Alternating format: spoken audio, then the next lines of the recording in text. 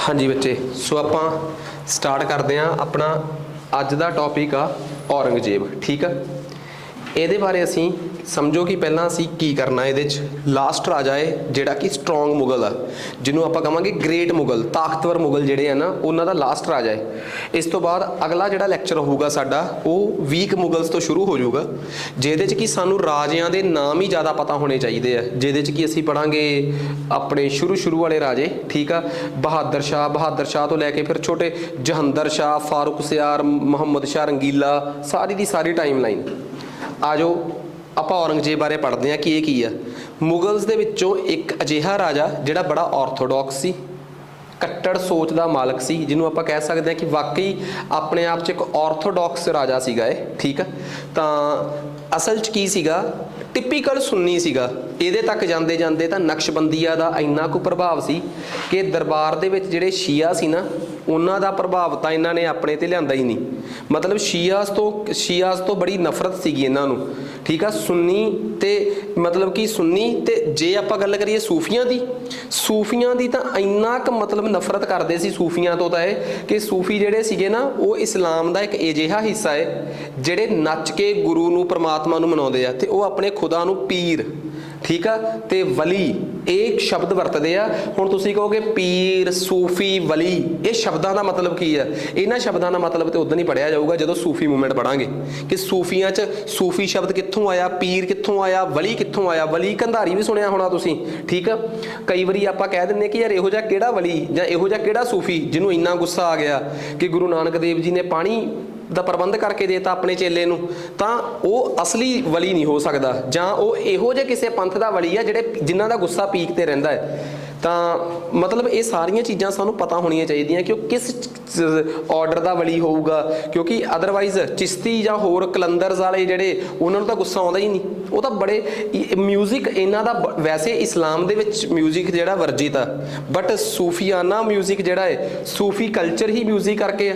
ਅਸੀਂ ਮਿਊਜ਼ਿਕ ਨੂੰ ਜਦੋਂ ਮੁਸਲਿਮ ਇਸਲਾਮਿਕ ਐਂਗਲ ਤੋਂ ਦੇਖਦੇ ਹਾਂ ਤਾਂ ਸਾਨੂੰ ਸੂਫੀਆਨਾ ਹੀ ਸਮਝ ਆਉਂਦਾ ਹੈ। ਤੇ ਸੂਫੀ ਮਿਊਜ਼ਿਕ ਇੰਨਾ ਕੁ ਵਧੀਆ ਮਿਊਜ਼ਿਕ ਆ ਕਿ ਤੁਸੀਂ ਮੰਨ ਕੇ ਚੱਲੋ ਕਿ ਹਰ ਧਰਮ ਨੇ ਤੇ ਹਰ ਇੱਕ ਇਲਾਕੇ ਦੇ ਲੋਕਾਂ ਨੇ ਸੂਫੀ ਮਿਊਜ਼ਿਕ ਨੂੰ ਪਿਆਰ ਹੀ ਬਹੁਤ ਦਿੱਤਾ ਹੈ। ਤੇ ਔਰੰਗਜ਼ੇਬ ਨੇ ਉਸੇ ਸੂਫੀ ਮਿਊਜ਼ਿਕ ਨੂੰ ਬੈਨ ਕਰਤਾ ਸੀਗਾ। ਠੀਕ ਆ, ਵਾਰਿਸ ਸ਼ਾਹ ਜਿਹੜਾ ਸੀਗਾ ਉਹ ਸਮਕਾਲੀ ਸੀਗਾ, ਕੰਟੈਂਪਰੇਰੀ ਸੀਗਾ ਉਹਦੇ ਗੁਰੂ ਜਿਹੜੇ ਸੀਗੇ ਮੁਰਾਦ ਸ਼ਾਹ ਜਾਂ ਹੋਰ ਜਿਹੜੇ ਸੀਗੇ, ਉਹਨਾਂ ਸਭ ਨੂੰ बहुत दिक्कत आई सी ये समय। ठीक है, तो वारिस शाह मूवी जी आ, जे आप देखीए ना, तो वारिस शाह मूवी ओदी गुरदास मान जी की। ठीक है, गुरदास मान की पंजाबी मतलब कि कह लो कि पंजाबीयत नूं ही कह लो, ओवरऑल बहुत वड्डी देन आ। ठीक है, पंजाबियां नूं मतलब मैं मतलब कि माड़े चंगे कह ही नहीं सकता। ठीक है, साडी अकल कित्थे गा। ठीक है, असी किसी बंदे ने जिन्हों मतलब कि जिन्हें पंजाब नूं इन्ना कुछ दिता होवे, ठीक है, असी ਉਹਦੇ मतलब कि ਉਹਦੇ किरदार कोशी किन्नी कर सकते हैं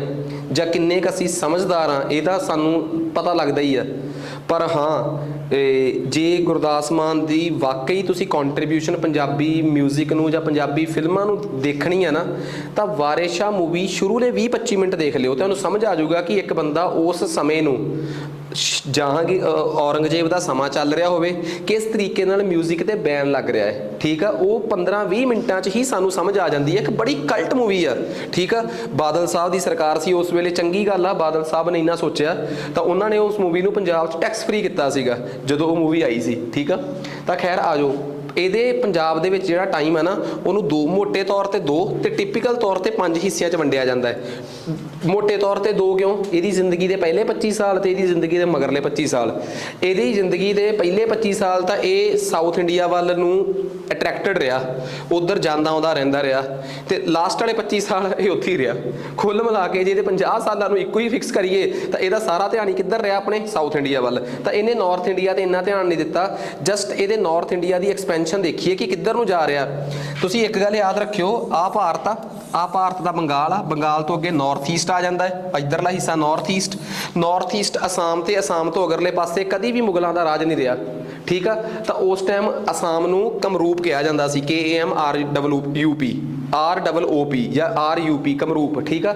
ਸੋ ਅਸਾਮ ਜਿਹੜਾ ਸੀਗਾ ਬੇਸਿਕਲੀ ਅਸਾਮ ਤੇ ਅਸਾਮ ਦੇ ਨੇੜੇ ਅੱਜ ਦਾ ਬੰਗਲਾਦੇਸ਼ ਦੇ ਵਿੱਚ ਇੱਕ ਇਲਾਕਾ ਹੈ ਚਿਟਾਗੋਂਗ, ਇਹ ਤੇ ਇਸ ਤੋਂ ਪਰਲੇ ਪਾਸੇ ਅਸਾਮ ਤੇ ਨਾਰਥ ਈਸਟ ਵਾਲੇ ਪਾਸੇ ਜਿਹੜਾ ਸੀਗਾ ਉਹ ਨਾ ਇਹਦਾ ਕਦੇ ਵੀ ਧਿਆਨ ਨਹੀਂ ਗਿਆ, ਜਾਂ ਇਸ ਤੋਂ ਪਹਿਲਾਂ ਵਾਲੇ ਬੰਦਿਆਂ ਦਾ ਕਦੇ ਵੀ ਧਿਆਨ ਨਹੀਂ ਗਿਆ। ਇਹਦੇ ਆਪਣੇ ਬੜੇ ਕਾਬਲ ਬੰਦੇ ਨੂੰ ਨਾਰਥ ਈਸਟ ਵਾਲੇ ਪਾਸੇ ਜਿਹੜੇ ਕਮਰੂਪ ਦੇ ਅਹੋਮ ਸੀਗੇ ਉੱਥੇ ਜਿਨ੍ਹਾਂ ਦਾ ਰਾਜ ਸੀ ਉਹ ਕੌਣ ਸੀ ਭਲਾ? ਅਹੋਮ ਵੰਸ਼। ਜ਼ਿਆਦਾ ਕਲੀਅਰ ਹੋਊਗਾ ਜਦੋਂ ਤੁਸੀਂ ਟ੍ਰਾਈਬਲ ਰਿਵੋਲਟਸ ਪੜੋਗੇ। ਕੀ ਪੜੋਗੇ? ਟ੍ਰਾਈਬਲ ਰਿਵੋਲਟਸ ਪੜੋਗੇ। ਤੇ ਟ੍ਰਾਈਬਲ ਰਿਵੋਲਟਸ ਪੜੋਗੇ ਵੀ ਕਿੱਥੇ? ਜਦੋਂ ਤੁਸੀਂ ਮੇਨਸ ਦੇ ਐਂਗਲ ਚੋਂ ਇੱਕ ਟ੍ਰਾਈਬਲ ਰਿਵੋਲਟਸ ਵਾਲਾ ਟੌਪਿਕ ਪੜੋਗੇ ਨਾ, ਉੱਥੇ ਅਹੋਮ ਡਾਇਨੈਸਟੀ ਦਾ ਜ਼ਿਕਰ ਜ਼ਰੂਰ ਆਊਗਾ, ਠੀਕ ਆ। ਸੋ ਅਹੋਮਸ ਜਿਹੜੇ ਸੀਗੇ ਉਹਨਾਂ ਦੇ ਨਾਲ ਲੜਿਆ, ਠੀਕ ਆ। ਤਾਂ ਉੱਥੋਂ ਬਾਅਦ ਇਹਨੇ ਮਤਲਬ ਕਿ ਉੱਥੇ ਦੇ ਕਈ ਬੰਦੇ ਸ਼ਹੀਦ ਹੋਏ। ਤੇ ਢਾਕਾ ਇਹ ਅੱਜ ਦੇ ਬੰਗਲਾਦੇਸ਼ 'ਚ ਆ। ਇਹ ਕਿਹੜੇ ਇਲਾਕੇ ਆ ਭਲਾ? ਬੰਗਾਲ, ਬੰਗਲਾਦੇਸ਼ ਤੇ ਨਾਰਥ ਈਸਟ ਉਧਰਲੇ ਪਾਸੇ ਇਹਨੇ ਕਾਫੀ ਜ਼ਿਆਦਾ ਸਮਾਂ ਜਿਹੜਾ ਹੈ ਉਹ ਖਰਾਬ ਕੀਤਾ। ਤੇ ਉੱਥੇ ਨਾ ਇਹਦੇ ਤੇ ਨੁਕਸਾਨ ਪਤਾ ਕੀ ਹੋਇਆ? ਕਿਉਂਕਿ ਉਹ ਜੰਗਲੀ ਇਲਾਕਾ ਸੀਗਾ, ਪਹਾੜੀ ਇਲਾਕਾ ਹੈ, ਸੰਘਣੇ ਜੰਗਲਾਂ ਨਾਰਥ ਈਸਟ 'ਚ। ਉੱਥੇ ਅਰਕਨ ਨਿਯੋਮਾ ਪਹਾੜ ਨੇ ਜਿਹੜੇ ਬਰਮਾ ਦੇ ਤੋਂ ਲੈ ਕੇ ਭਾਰਤ ਦੇ ਨਾਰਥ ਈਸਟ ਦੀਆਂ ਸਟੇਟਾਂ 'ਚ ਵੀ ਆਉਂਦੇ ਨੇ। ਅਰਕਨ ਹਿਲਸ ਨੇ, ਗਾਰੋ, ਖਾਸੀ, ਜੈਂਤੀਆ। ਜੇ ਤੁਸੀਂ ਨਾਰਥ ਈਸਟ ਦੀ ਜੀਓਗ੍ਰਾਫੀ ਬਾਰੇ ਜਦੋਂ ਪੜੋਗੇ ਨਾ ਉਦੋਂ ਕਲੀਅਰ ਹੋ ਜਾਊਗਾ ਕਿ ਅੱਛਾ ਨਾਰਥ ਈਸਟ ਦੇ ਮਣੀਪੁਰ, ਮੇਘਾਲਿਆ, ਤ੍ਰਿਪੁਰਾ, ਮੀਜ਼ੋਰਾਮ 'ਚ ਅੱਛਾ ਇਹ ਪਹਾੜ ਨੇ ਸਾਰੇ। ਬਲੂ ਮਾਊਂਟੇਨਸ ਹੋ ਗਏ, ਗਾਰੋ, ਖਾਸੀ, ਜੈਂਤੀਆ, ਅਰਕਨ ਯੋਮਾ ਹਿਲਸ ਹੋ ਗਈਆਂ, ਨਾਗਾ ਹਿਲਸ ਹੋ ਗਿਆ, ਪਟਕਈ ਹਿਲਸ ਹੋ ਗਈਆਂ। ਇਹ ਸਾਰੀਆਂ ਹਿਲਸ ਜਿਹੜੀਆਂ ਨੇ, ਬੁਰਜਿਲ ਹਿਲਸ ਹੋ ਗਈਆਂ, ਇਹ ਸਾਰੀਆਂ ਨਾਰਥ ਈਸਟ ਉੱਤਰ ਪੂਰਬ ਦੀਆਂ ਪਹਾੜੀਆਂ ਨੇ ਸਾਰੀਆਂ। ਉੱਥੇ ਜਿਹੜੀਆਂ ਬਰਾਦਰੀਆਂ ਸੀ ਨਾ, ਪਾਇਰੇਟਸ ਸੀਗੇ ਜਿਹੜੇ ਲੁੱਟ ਖੋਹ ਕਰਕੇ ਲੁਕ ਜਾਂਦੇ ਸੀਗੇ, ਉਹਨਾਂ ਨੇ ਇਹਨੂੰ ਬੜਾ ਮਤਲਬ ਕਿ ਕਹਿ ਲਓ ਤੰਗ ਕਰਕੇ ਰੱਖਿਆ, ਬਿਕੋਜ਼ ਉਹਨਾਂ ਨੂੰ ਤਾਂ ਉਹ ਸਾਰਾ ਸਿਸਟਮ ਚੰਗੀ ਤਰ੍ਹਾਂ ਪਤਾ ਸੀਗਾ। ਸੋ ਕਮਰੂਪ ਦਾ ਇਲਾਕਾ ਜਿਹੜਾ ਸੀਗਾ ਉਹ ਅਹੋਮਸ ਜਿਹੜੇ ਸੀਗੇ ਉਹਨਾਂ ਨੇ ਕਦੇ ਵੀ ਨਹੀਂ ਛੱਡਿਆ। ਮਤਲਬ ਸਿੱਧੇ ਤੌਰ ਤੇ ਔਰੰਗਜ਼ੇਬ ਦਾ ਕਮਰੂਪ ਤੇ ਕਦੇ ਵੀ ਕਬਜ਼ਾ ਨਾ ਹੋ ਸਕਿਆ। ਜੇ ਕੋਈ ਅੱਜ ਕੋਈ ਛੋਟੇ ਮੋਟੇ PSSB ਹਲਕੇ ਜੇ ਪੇਪਰ 'ਚ ਪੁੱਛ ਲੇ ਕਿ ਅਸਾਮ ਆਪਣੇ ਪੁਰਾਣੇ ਕਿਹੜੇ ਨਾਮ ਨਾਲ ਜਾਣਿਆ ਜਾਂਦਾ ਸੀ, ਤਾਂ ਹੁਣ ਤੁਹਾਨੂੰ ਕਦੇ ਕਨਫਿਊਜ਼ਨ ਹੋਣੀ ਨਹੀਂ ਚਾਹੀਦੀ। ਅਸਾਮ ਆਪਣੇ ਕਿਹੜੇ ਨਾਮ ਨਾਲ ਜਾਣਿਆ ਜਾਂਦਾ ਸੀਗਾ? ਕਮਰੂਪ, ਠੀਕ ਆ। ਸੋ ਇਹ ਚੀਜ਼ ਸਾਨੂੰ ਚੰਗੀ ਤਰ੍ਹਾਂ ਪਤਾ ਹੋਣੀ ਚਾਹੀਦੀ ਹੈ, ਠੀਕ ਆ।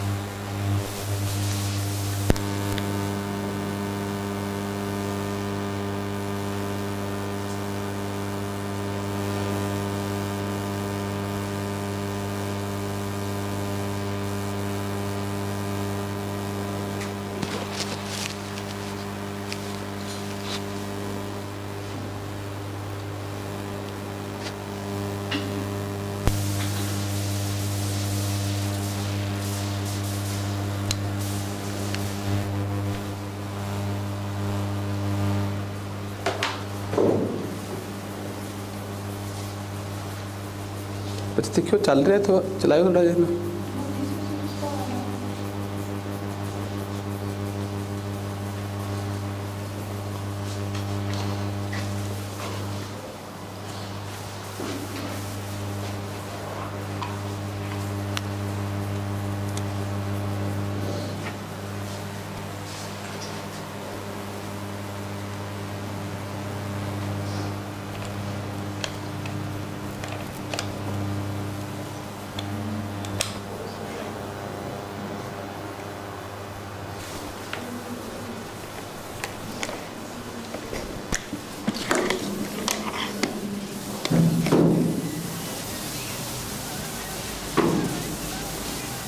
दोबारा करियो ਹੁਣ ਇਹਨੂੰ ਇੱਕ ਮਿੰਟ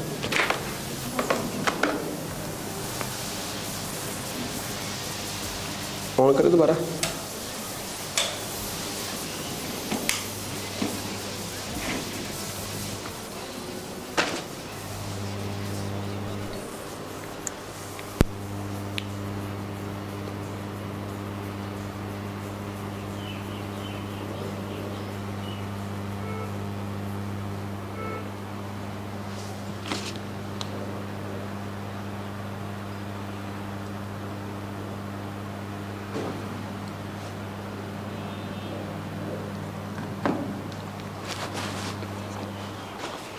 हाँ जी। सो देखो वैसे जे कोई मैनू पूछे ना कि औरंगजेब का जिहड़ा कॉन्सैप्ट आ जी पता होवे सानू, मतलब कि कह लो कि ਉਹਦਾ पूरा जिहड़ा टाइम लाइन आ ਉਹਨੂੰ ਆਪਾਂ ਕਿਵੇਂ एक्सप्लेन करांगे, तो मैं कहूँगा दो फेज़ ने ਉਹਦੇ। एक मतलब कि कह लो पहले 25 साल, एक मगरले। पर जे ਅਸੀਂ ਸੈਪਰੇਟ ਕਰਕੇ ਦੇਖੀਏ ਕਿ ਅੱਛਾ ਪਹਿਲੀ ਵਾਰ ਜਦੋਂ ਇਨਵੇਜਨ ਕਰਨ ਗਿਆ ਉਹ ਗੋਲਕੁੰਡਾ ਵਗੈਰਾ ਨੂੰ ਆਪਣੇ ਕੰਟਰੋਲ 'ਚ ਲਿਆਉਂਦਾ ਹੈ, ਦੂਜੀ ਵਾਰ ਉਹ ਮਰਾਠਿਆਂ ਨਾਲ ਉਲਝਦਾ ਹੈ, ਤੀਜੀ ਵਾਰ ਉਹ ਇਹਦੇ ਨਾਲ ਉਲਝਦਾ ਹੈ, ਤਾਂ ਉਸ ਤਰੀਕੇ ਦੇ ਉਹਦੇ 4 ਜਾਂ 5 ਛੋਟੇ ਛੋਟੇ ਫੇਜ਼ ਬਣਦੇ ਆ। ਤੇ ਮੈਡੀਵਲ ਹਿਸਟਰੀ ਦੇ ਸਭ ਤੋਂ ਵੱਧ ਕੰਮ ਕੀਤਾ ਸਤੀਸ਼ ਚੰਦਰਾ ਨੇ ਆ। ਜੇ ਅਸੀਂ ਸਤੀਸ਼ ਚੰਦਰਾ ਦੇ ਐਂਗਲ ਤੋਂ ਦੇਖੀਏ ਤਾਂ ਵੀ ਸਾਨੂੰ ਸਮਝ ਆਉਂਦੀ ਆ ਕਿ ਸਤੀਸ਼ ਚੰਦਰਾ ਜਿਹੜੇ ਆ ਉਹਨਾਂ ਦੇ ਅਕੋਰਡਿੰਗ ਵੀ ਉਹਦੇ 4 ਜਾਂ 5 ਫੇਜ਼ ਬਣਦੇ ਆ। ਠੀਕ ਆ, ਅਸੀਂ ਜਦੋਂ ਵੀ ਸਾਊਥ ਇੰਡੀਆ ਉਹਦੀ ਗੱਲ ਕਰਦੇ ਆ ਐਂਸ਼ੀਐਂਟ ਹਿਸਟਰੀ ਦੀ, ਇਹ ਕੌਣ ਨੇ? ਸਤੀਸ਼ ਚੰਦਰਾ ਜੀ। RS ਸ਼ਰਮਾ ਉਹ ਸ਼ਖਸ ਨੇ ਜਿਨ੍ਹਾਂ ਨੇ ਐਂਸ਼ੀਐਂਟ ਹਿਸਟਰੀ ਤੇ ਓਲਡ NCERT ਦੀ ਕਿਤਾਬ ਲਿਖੀ ਹੈ। ਪਹਿਲਾਂ ਇਹ ਓਲਡ NCERT ਦੇ ਨਾਮ ਤੇ ਵਿਕਦੀ ਸੀ, ਤਾਂ ਕਈ ਵਾਰੀ ਅੱਜ ਕੱਲ੍ਹ ਟ੍ਰੈਂਡ ਨਹੀਂ ਕਿ ਓਲਡ NCERT ਪੜ੍ਹਨੀ, ਅਸੀਂ ਓਲਡ NCERT, ਜ਼ਰੂਰੀ ਨਹੀਂ ਕਿ ਹੁਣ ਓਲਡ NCERT ਪੜ੍ਹੀ ਜਾਵੇ। ਓਲਡ NCERT ਦੀ ਜਗ੍ਹਾ ਤੇ ਤੁਸੀਂ ਹੁਣ RS ਸ਼ਰਮਾ ਦੀ ਕਿਤਾਬ ਬਲੈਕਸਮੈਨ ਬ੍ਰਾਂਡ ਦੀ ਆਉਂਦੀ ਆ, ਉਹ ਸੇਮ NCERT ਦੀ ਕਿਤਾਬ ਆ। ਬਸ ਮਗਰੋਂ ਜਿਹੜੇ 4-4 ਹਰ ਚੈਪਟਰ ਦੇ ਮਗਰ ਕੁਐਸਚਨ ਸੀਗੇ ਉਹ ਚੱਕਤੇ ਆ। ਘੱਟੋ ਘੱਟ ਕਲੀਅਰਿਟੀ ਵਾਲੀ ਕਿਤਾਬ, ਨਹੀਂ ਤਾਂ ਓਲਡ NCERT ਦਾ ਫੋਟੋ ਸਟੇਟ ਹੀ ਆਉਂਦੀ ਆ ਤੇ ਬੜੀ ਖਰਾਬ ਹੁੰਦੀ ਆ। ਕਈ ਵਾਰੀ ਕਿਸੇ ਨੂੰ ਸ਼ੌਂਕ ਹੁੰਦਾ ਹੀ ਆ ਕਿ ਮੈਂ ਇੱਕ ਵਾਰੀ ਓਲਡ NCERT ਜ਼ਰੂਰ ਪੜ੍ਹਾਂ ਕਿ ਵਾਕਈ ਮੇਰੀ ਤਿਆਰੀ PCS ਜਾਂ IS ਦੀ ਉਸ ਪੱਧਰ ਦੀ ਹੈਗੀ ਆ। ਤਾਂ ਉਹ ਓਲਡ NCERT ਜਦੋਂ ਪੜ੍ਹਦੇ ਆ ਨਾ ਤਾਂ ਉਹ ਐਂਸ਼ੀਐਂਟ ਹਿਸਟਰੀ ਦਾ ਪੜ੍ਹਦੇ ਆ RS ਸ਼ਰਮਾ ਦੀ, ਤੇ ਮੈਡੀਵਲ ਹਿਸਟਰੀ ਪੜ੍ਹਦੇ ਆ ਸਤੀਸ਼ ਚੰਦਰਾ ਦੀ।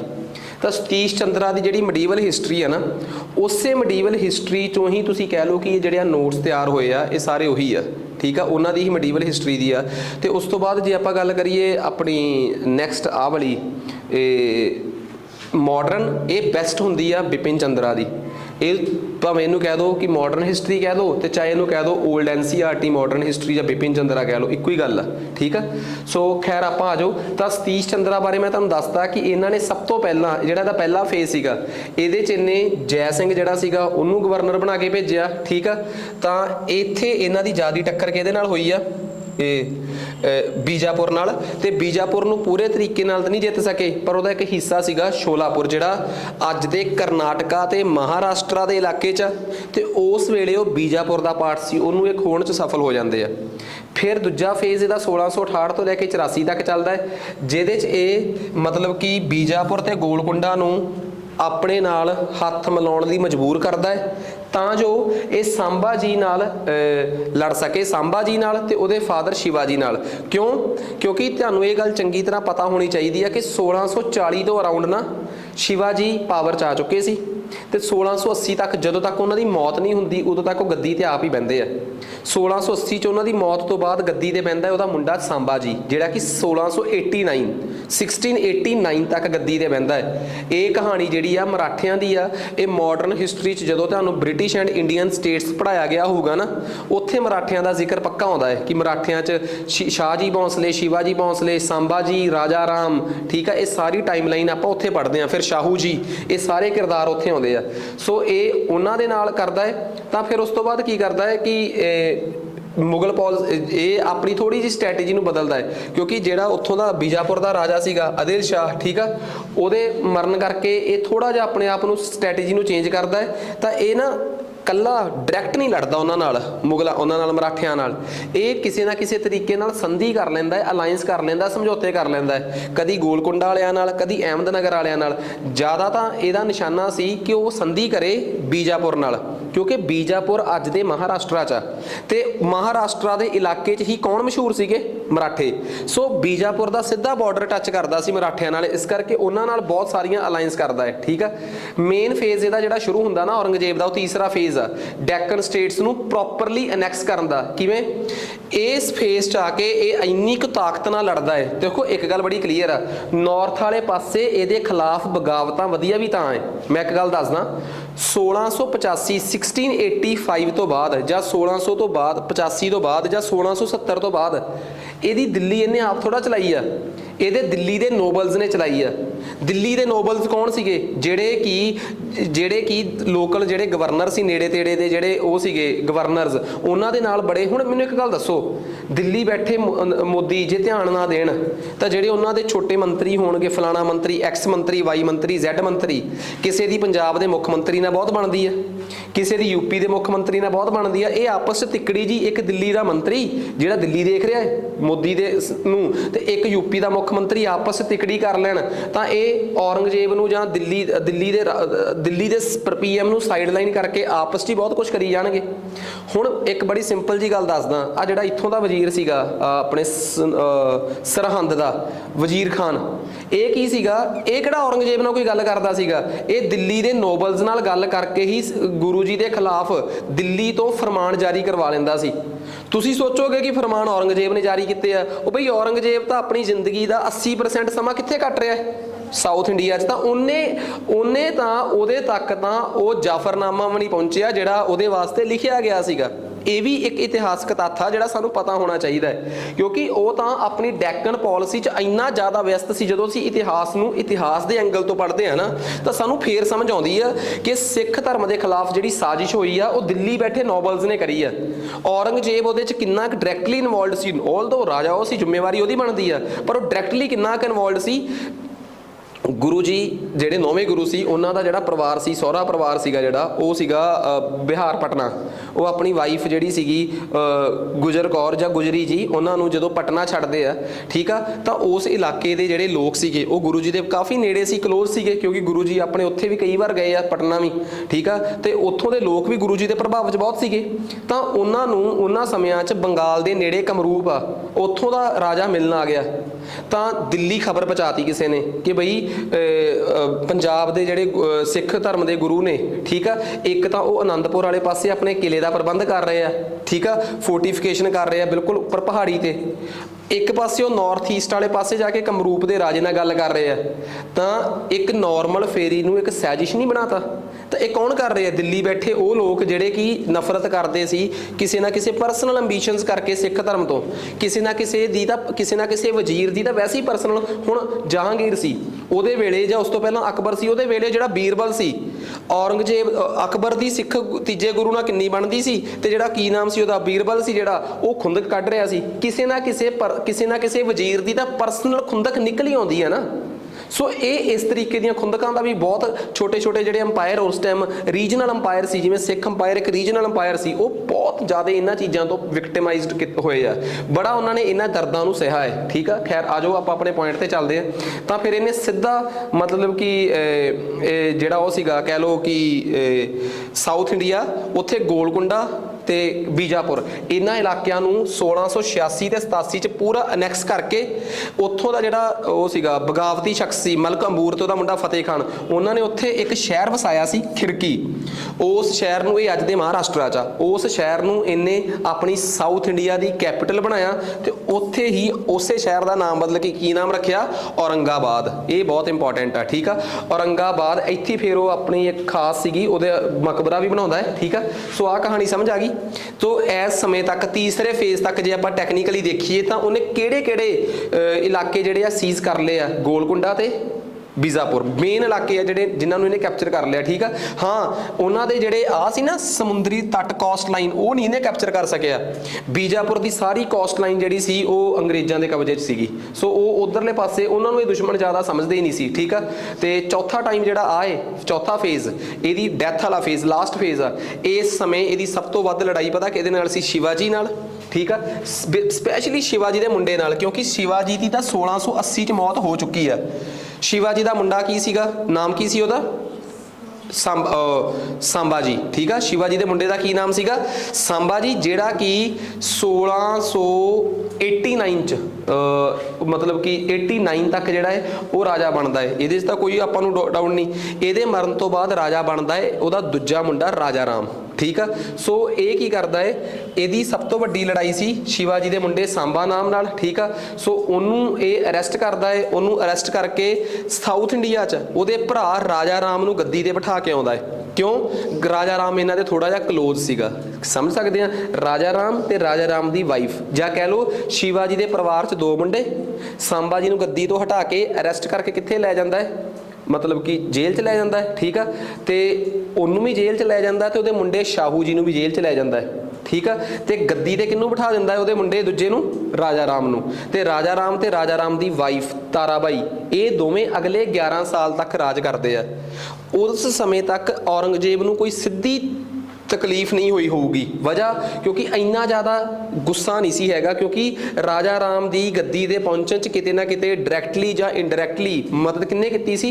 औरंगजेब ने। डायरैक्ट मदद भी नहीं सी कर सकदा, कई वारी मदद कीती नहीं जाती, अगले नूं नहीं दित्ती जाती मदद, उहनूं फायदा ही पहुंचा दित्ता जाता है। वजह क्योंकि जे डायरैक्ट मदद हो गई तो लोग तुहाडे खिलाफ हो जाणगे कि तुसीं दुश्मन की मदद नाल राजा बन के अपने भरा नूं मार के, तो फिर वो भी एक नैगेटिव इंपैक्ट जिहड़ा है वो पैंदा है, ठीक है। सो उस तो बाद शिवाजी आ सारा दसता उन्होंने, ठीक है। सो औरंगजेब जिहड़ा सीगा बेसिकली इहदा सारा सिस्टम सीगा जिहड़ा वो किहदे ते डिपेंड सीगा?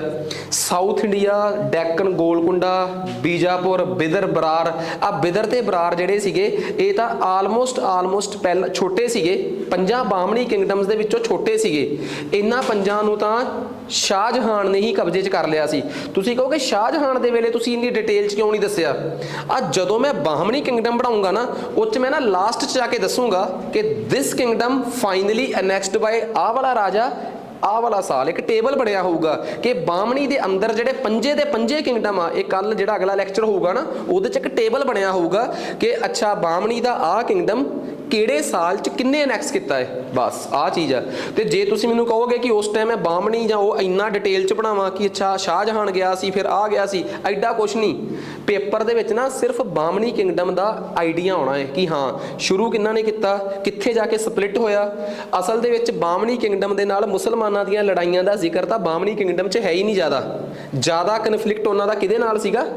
विजयनगर वालियां नाल। सो वो एंगल उत्थे पढ़ना आपां बाहमणी वाला, ठीक है। सो इस तरीके नाल शुरू च जिहड़ा वो सीगा की नाम उहदा जिहड़ा औरंगजेब सीगा, इहदे अपनी जिंदगी दे लास्ट फेज च एक तां इन्हें मराठे जिहड़े सीगे उन्हां नूं कर्व किया, ते वाकई मराठियां नूं कर्व करन ते सफल रहा।